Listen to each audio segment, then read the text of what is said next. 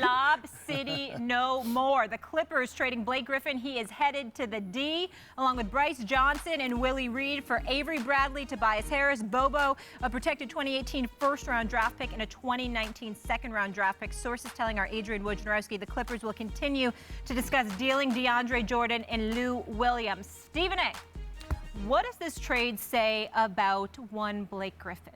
Well, what it says is that, listen, he's a damn good player. Nobody's trying to knock it, but he wasn't going to be that dude out west. He wasn't a franchise caliber player. And if you're the Los Angeles Clippers, he's on the books for about $175 million. He's getting paid $29 million right now. He gets paid $31 million next season. He's guaranteed a minimum of $34 million plus the final 3 years of his deal.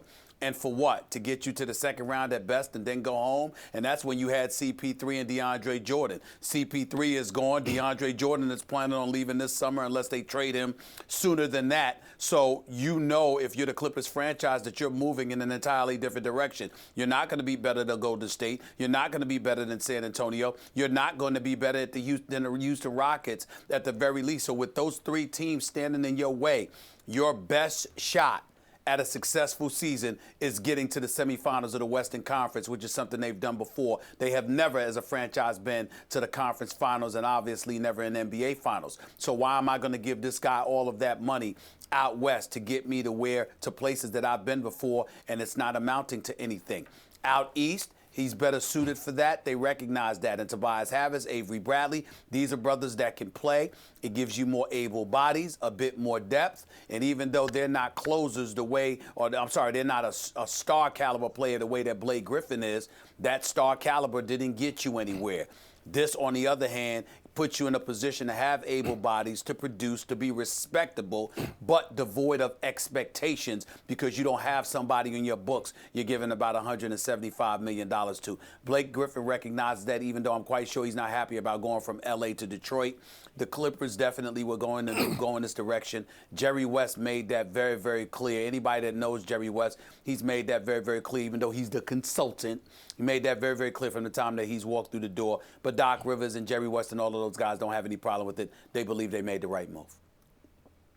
It says that what it says about Blake is that teams don't want to pay a 4.5-star player 5-star money. That's what it means. You think about it like this. I've come up with a whole new system, Stephen A. and Jalen and Molly and everybody.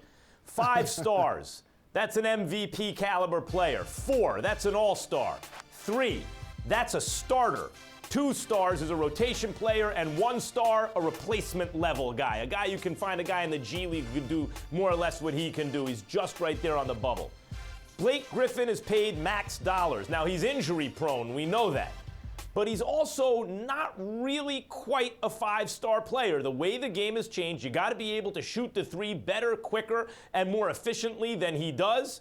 You got to stay a little healthier than he does. And while his skills he's a very skillful, big-ish kind of player, he's something less than an MVP candidate. A little more than an all-star, a little less than an MVP. They don't want to pay him like an MVP.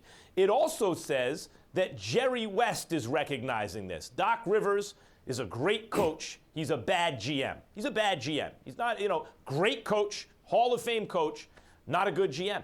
And he had plenty of time with Chris Paul and Blake Griffin and DeAndre Jordan, and at one point Eric Bledsoe too in the mix, where you could have finagled that better than he did. And he didn't. So they never even got to a conference finals. Jerry West comes in and goes, okay, we got to tear it all down. CP3 is gone. We got to get what we can for Blake Griffin. And what they got, Tobias Harris can start.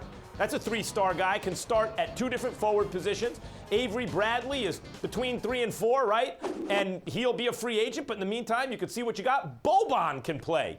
Boban's at least a 2-star guy. And they got a draft pick, a first-round pick and a second-round pick. They got a haul for a guy on a bad contract, an expensive contract, an injury-prone guy who's something less than an MVP.